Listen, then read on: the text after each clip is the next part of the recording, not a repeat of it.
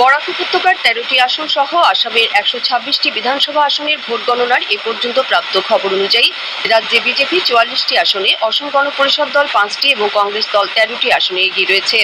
Bodoland people's front 6টি আসনে, অসম জাতীয় পরিষদ 3টি আসনে এবং AIUDF 1টি আসনে এগিয়ে রয়েছে। বিজেপির বিকম চন্দ্র ডেকা টংলা বিধানসভা আসনে নিকটতম প্রতিদ্বন্দ্বী থেকে এগিয়ে রয়েছেন। জাগিরোডে পীযূষ হাজারিকা, বিশ্বনাথে পল্লব লোচন দাস, সিসি বড়গাঁও আসনে জীবন গগৈ, তিনসুকিয়া আসনে পুলক গোহাই, টিংখং আসনে বিমল বরা, গোলাঘাটে অজন্তা নেওগ, ভবানীপুর সরভোগ আসনে রঞ্জিত কুমার দাস, নলবাড়ি আসনে জয়ন্ত মল্ল বড়ুয়া, ধেমাজি আসনে ডাক্তার রনোজ পেগু নিকটতম প্রতিদ্বন্দ্বী থেকে এগিয়ে রয়েছেন। অন্যদিকে পাকা বেদবাড়ি আসনে কংগ্রেসের জাকির হোসেন শিকদার এবং মঙ্গলদৈ আসনে রিজুমণি তালুকদার এগিয়ে রয়েছেন।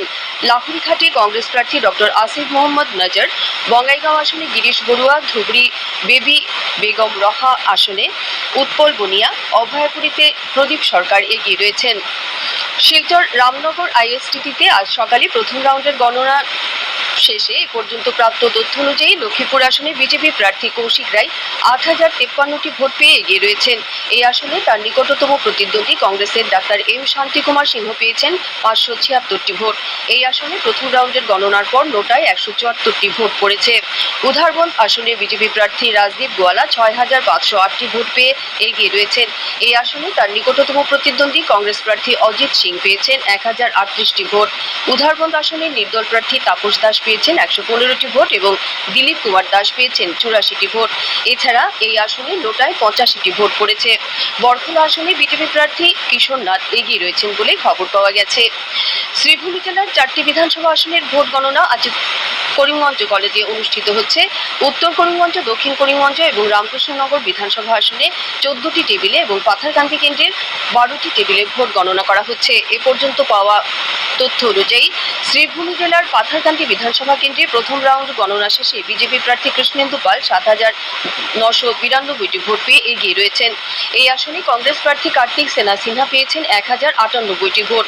অন্যদিকে দক্ষিণ করিমগঞ্জ আসনে কংগ্রেস প্রার্থী আমিনুর রশিদ চৌধুরী 4,620টি ভোট পেয়ে এগিয়ে রয়েছেন।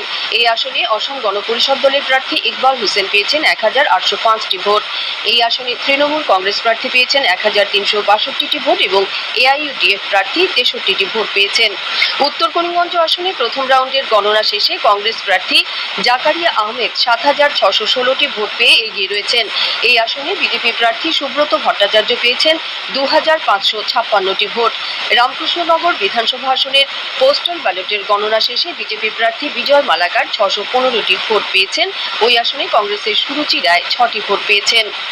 হাইলাকান্দি আসনে প্রথম রাউন্ড গণনার পর কংগ্রেস প্রার্থী রাহুল রায় 5,374টি ভোট পেয়ে এগিয়ে রয়েছেন। এই আসনে তার নিকটতম প্রতিদ্বন্দ্বী বিজেপির ডক্টর মিলন দাস 2,593টি ভোট পেয়েছেন। আলগাপুর কাটলিছড়া আসনে কংগ্রেস প্রার্থী জুবের এনাম মজুমদার 6,759টি ভোট পেয়ে এগিয়ে রয়েছেন। এই আসনে তার নিকটতম প্রতিদ্বন্দ্বী AJPর জাকির হোসেন লস্কর 1,508টি ভোট পেয়েছেন।